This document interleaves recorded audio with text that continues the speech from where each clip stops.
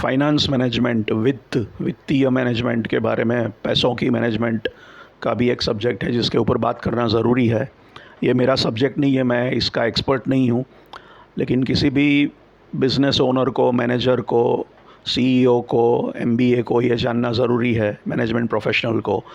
उसने उसमें स्पेशलाइज़ किया हो कि नहीं हो, लेकिन ओवरव्यू और थोड़ा बहुत जानकारी तो उसको होना चाहिए। कुछ लोग स्पेशलाइज़ करते हैं, लेकिन बेसिक्स तो पता होना चाहिए। तो उस एंगल से हम बात करेंगे और ये मान के बात करेंगे कि हम फाइनेंशियल कंपनी की बात नहीं कर रहे हैं, हम फाइनेंशियल सर्विसेज या फाइनेंस के बिज़नेस की कंपनी की बात नहीं कर रहे हैं, हम एक नॉर्मल कंपनी की बात कर रहे हैं। एक नॉर्मल बिज़नेस की बात कर रहा है जो कुछ बना के कुछ बेचता है, तो उसमें फाइनेंस एंड अकाउंट्स का रोल जो है वो सपोर्टिंग रोल है, स्टाफ फंक्शन है rather than a line function. उस एंगल से हम फाइनेंस मैनेजमेंट को देखने की कोशिश करेंगे। उसमें फाइनेंस और अकाउंट्स दो चीज़ें आती है। अकाउंट्स जो है वो बेसिकली रिकॉर्डिंग होता है आफ्टर द फैक्ट, पोस्टमार्टम जैसा हो गया कि जितना भी आपने ट्रांजैक्शन बिज़नेस में किया, पैसा कहाँ से आया, कहाँ गया, कितना खर्चा किया, सब कुछ चीज़ें रिकॉर्ड की जाती है, वो अकाउंट है। वाउचर के थ्रू ये वो पहले बड़े बड़े चौपड़ों में, किताबों में लिखा जाता था, अभी तो सॉफ्टवेयर आ गए हैं, टैली जैसे सॉफ्टवेयर हैं, बड़े बड़े एसएपी पैकेजेस होते हैं, ERP system, enterprise resource planning में एसएपी बहुत बड़ा नाम है, उसमें फ़ाइनेंस का मॉड्यूल है। तो ये बहुत सारे और सॉफ्टवेयर में भी फाइनेंशियल मैनेजमेंट के सॉफ्टवेयर सबसे पहले ईजाद हुए थे। तो फाइनेंशियल मैनेजमेंट सॉफ्टवेयर में आप अकाउंटिंग डिटेल एंट्री करते हो तो वो आपको सारा एनालिसिस भी देता है, और जो स्टेटमेंट्स आपको निकालनी होती है, balance sheet, profit and loss, वो भी वो जनरेट कर देता है। पहले वो खुद करना पड़ता था, अभी ज़्यादातर काम ये अकाउंटेंट का काम सपोर्ट फाइनेंशियल सॉफ्टवेयर कर रहा है। उसमें ये स्टेटमेंट निकालने पड़ता है क्योंकि कई बार बड़ी कंपनियों को ये स्टेटमेंट सरकार के अलग अलग डिपार्टमेंट में जमा करनी पड़ती है, स्टॉक मार्केट में जमा करनी पड़ती है, अगर पैसा लिया है तो कंपनी रजिस्ट्रार आरओसी में जमा करनी पड़ती है, इनकम टैक्स में देनी पड़ती है। प्राइवेट छोटा बिजनेस है, उसको बहुत कम कंप्लायंस की रिक्वायरमेंट होती है, उसको बहुत कम लोगों को जानकारी देनी पड़ती है। जितनी बड़ी कंपनी, जितना बाज़ार से, पब्लिक से पैसा लिया, उसको ज़्यादा से ज़्यादा डेटा देना पड़ेगा, financial statement, profit and loss sheet, account, balance sheet देनी पड़ेगी। तो ये पूरा इसमें आता है, स्टेटमेंट जनरेट करना पड़ता है। उसका पूरा डिपार्टमेंट भी होता है जिसको कंपनी सेक्रेटरी टाइप के लोग संभालते हैं। कंपनी सेक्रेटरी और सेक्रेटरी में फ़र्क है। तो ये कंपनी लॉ रिलेटेड मैटर है जिसमें फाइनेंशियल रिपोर्टिंग वगैरह चीज़ें आ जाती है। कंपनी लॉ के तहत जो भी कुछ कंप्लायंस जिसको बोलते हैं, कानून का पालन करना पड़ता है, लीगल सेक्रेटरियल फंक्शन इसमें आता है। इसमें फाइनेंशियल स्टेटमेंट का एनालिसिस और अप्रेजल भी इम्पॉर्टेंट है, जो खास करके रेशियो एनालिसिस के थ्रू होता है। अलग अलग रेशियोज़ हैं, liquidity ratio, solvency ratios, profitability ratios, turnover ratios. ये रेशियोज़ आपको बताते हैं कि कंपनी का परफॉर्मेंस कैसा चल रहा है, कंट्रोल कैसा है, एफिशिएंटली काम कर रही है कि नहीं कर रही है, आर्थिक स्थिति उसकी ठीक ठाक है, डेट बहुत ज़्यादा नहीं है, धंधा कर पाएगी, दिवालिया नहीं हो जाएगी, ये सब चीज़ें, पैसा है उसके पास। तो ये सब के अलग अलग रेशियोज़ हैं जो पुराने अपने ही रेशियोज़ के साथ कंपेयर करके स्थिति सुधरी या ख़राब हुई देख सकते हो, और दूसरी कंपनी का डेटा मिलता है तो उससे कंपेयर करके आपकी पोजीशन कहाँ पे है वो भी रेशियो एनालिसिस के थ्रू जान सकते हो।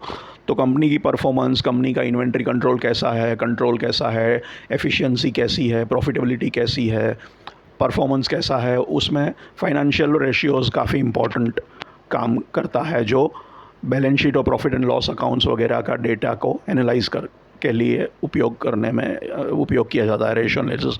वो डेटा को एनालाइज कर रेशियो एनालिसिस के थ्रू किया जा सकता है। दूसरा जो आता है, एक इम्पॉर्टेंट चीज़ कंपनी में है, वो है costing, cost analysis, cost management. आपका क्या क्या खर्चा लगता है अलग अलग चीज़ों में, ताकि आप जान सको कि आपको प्राइसिंग क्या रखनी पड़ेगी जिससे आप अपनी कॉस्ट कवर कर सको, कुछ कमा सको। उसमें कंपटीशन की प्राइस भी देखनी है, आपके खर्चे भी देखनी है, तो आप कमा रहे हो, नहीं कमा रहे हो, नुकसान कर रहे हो, घाटा कर रहे हो, पता चलेगा। कॉस्ट जो आती है उसमें से कौन सा हिस्सा कैसे प्रोडक्ट पे डाला जाए, सारी कॉस्ट किस तरह एलोकेशन कॉस्ट का किया जाए, ये सारी चीज़ें जाननी इम्पॉर्टेंट होती है। कभी कभी कॉस्ट सेंटर अकाउंटिंग और प्रॉफिट सेंटर अकाउंटिंग भी होती है, जिसमें आप किसी पर्टिकुलर बिजनेस या प्रोडक्ट को एनालाइज करना चाहते हो कि आप काफ़ी कुछ एक्टिविटी कर रहे हो, काफ़ी प्रोडक्ट्स आपकी है, काफ़ी बिजनेसेस है, लेकिन टोटल अकाउंटिंग में आपको देखना है कि ये पर्टिकुलर सेक्शन जो मेरा बिजनेस लाइन है वो प्रॉफिटेबल है कि नहीं है। टोटल में पता चल जाता है कि एक कमज़ोर है, एक मजबूत है। तो पूरे क्लास की आपने रिपोर्ट निकाली वो अलग बात है कि नहीं, क्लास के इंडिविजुअल बच्चों की रिपोर्ट निकालनी है। तो आपके पर्टिकुलर प्रोडक्ट को एनालाइज करना है, पर्टिकुलर बिजनेस को एनालाइज करना है। एक बड़ी कंपनी, कॉरपोरेट ग्रुप लेके बैठे हो तो उसमें cost centre accounting, profit centre accounting से पता चलता है कि ये पर्टिकुलर बिजनेस या प्रोडक्ट प्रॉफिटेबिलिटी में है कि नहीं है या घाटा कर रहा है। तो ये भी कॉस्टिंग वगैरह भी आपके लिए एक इम्पॉर्टेंट कॉन्सेप्ट है।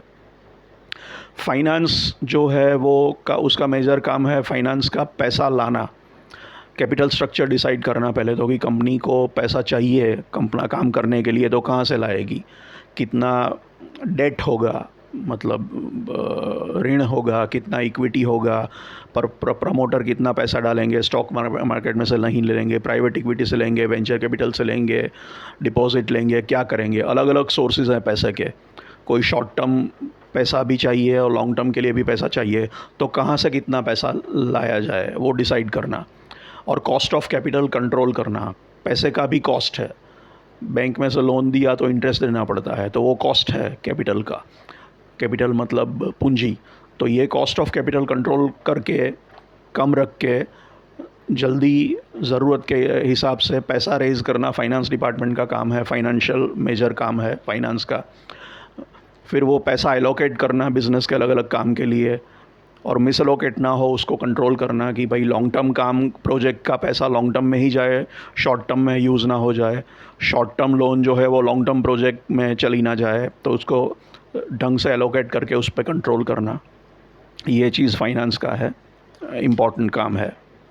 फाइनेंस का इम्पॉर्टेंट काम है बजटिंग वगैरह देखना, क्योंकि हम कंपनी चलाएंगे, वर्किंग कैपिटल की ज़रूरत पड़ेगी, अगले टाइम में हमको सप्लायर को पैसे देने हैं, सैलरी पे करनी है, कस्टमर से पैसा आ रहा है नहीं आ रहा है, कलेक्शन करना है, इन्वेंट्री में पैसा फंस गया है, तो ये सारा मैनेज करना और प्लानिंग करना कि अगले टाइम में कहाँ से पैसा आएगा और हम कैसे खर्चा करेंगे, कहाँ से लाएंगे, क्योंकि हमको ज़रूरत इतनी पड़ेगी।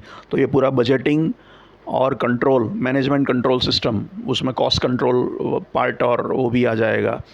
इसमें इंटरनल ऑडिटिंग भी हो सकती है, एक्सटर्नल ऑडिटिंग तो होती है, बड़ी बड़ी कंपनियों को करानी ही पड़ती है, लेकिन इंटरनल ऑडिटिंग अपने ही जानकारी के लिए, अपने कंट्रोल के लिए आप करते हो कि भाई जो सेट स्टैंडर्ड के सामने आपका एक्चुअल परफॉर्मेंस कैसा रहा फाइनेंशियल, तो वो उसके लिए आप इंटरनल ऑडिटिंग अपने हिसाब से करवाते हो।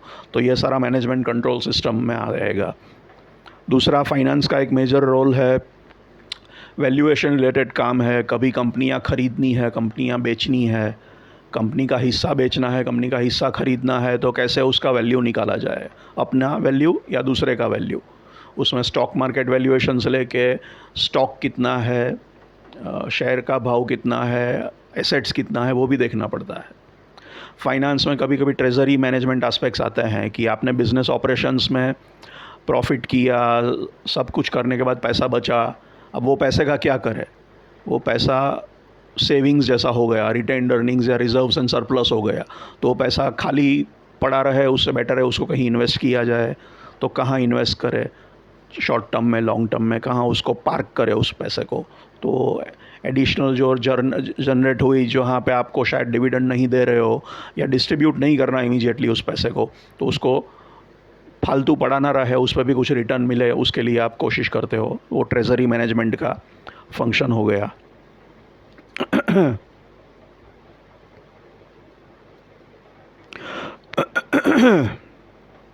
उसके बाद जो एक टैक्सेशन का भी ऑफ कोर्स फाइनेंस और अकाउंट्स में स्टडी होता है, अकाउंट्स एंड टैक्सेशन। उसके बाद आता है प्रोजेक्ट्स का एनालिसिस। कोई कंपनी कोई नया बिज़नेस चालू करे तो उसके पास ऑप्शन है कि मैं ये बिज़नेस करूँ या वो बिज़नेस करूँ, या तो ऐसा 3-4 ऑप्शन है, या फिर ये बिज़नेस में मैं इन्वेस्ट करूँ कि नहीं करूँ। उसके लिए उसको पूरा प्रोजेक्ट्स एनालिसिस करना पड़ता है। उसमें एक इम्पॉर्टेंट कॉन्सेप्ट है टाइम वैल्यू ऑफ मनी, मतलब हाथ में पैसा जो है वो फ्यूचर के पैसे से ज़्यादा वैल्यूएबल है बिकॉज ऑफ इन्फ्लेशन और इंटरेस्ट। तो आज का 100 रुपया 6 महीने के बाद के 100 रुपये से ज़्यादा कीमती है। तो टाइम वैल्यू ऑफ मनी उसको बोलते हैं। अब उसमें हम ब्रेक इवन एनालिसिस भी करते हैं कि भाई हम ब्रेक इवन कर रहे हैं, ना मुनाफा ना नुकसान कर रहे हैं। फिर हमने प्रोजेक्ट में पैसा डाला तो कितने टाइम में पैसा पे बैक मिला, वापस आ गया। फिर हमने नेट प्रेजेंट वैल्यू निकाली प्रोजेक्ट्स की कि जो पैसा आया और ख़र्चा हुआ तो आज की तारीख में डिस्काउंट करके उसका नेट प्रेजेंट वैल्यू क्या होता है। इंटरनल रेट ऑफ रिटर्न किसी प्रोजेक्ट का क्या है, ये प्रोजेक्ट का क्या है, तो ये करना चाहे कि नहीं करना चाहे। 2 प्रोजेक्ट है और 2 में हायर IRR या NPV जो है उसको मैं करूँगा। सो ये सारे एनालिसिस, प्रोजेक्ट मैनेजमेंट के एनालिसिस, इन्वेस्टमेंट एनालिसिस जो है उसमें भी फाइनेंशियल मैनेजमेंट का रोल रहता है हेल्प करने के लिए। तो इस तरह हमने एक ओवरव्यू फाइनेंस एंड अकाउंट्स का लिया जो एक जनरल जानकारी के लिए ज़रूरी है। इसमें ऑफ कोर्स स्पेशलाइज पढ़ाई भी होती है, स्पेशलिस्ट लोग होते हैं, एक्सपर्ट्स होते हैं। लेकिन जनरल एक बिजनेसमैन, एक CEO, एक मैनेजर को जो फाइनेंस बैकग्राउंड का नहीं है उसको भी कुछ आइडिया तो इसका होना ज़रूरी है। Thank you.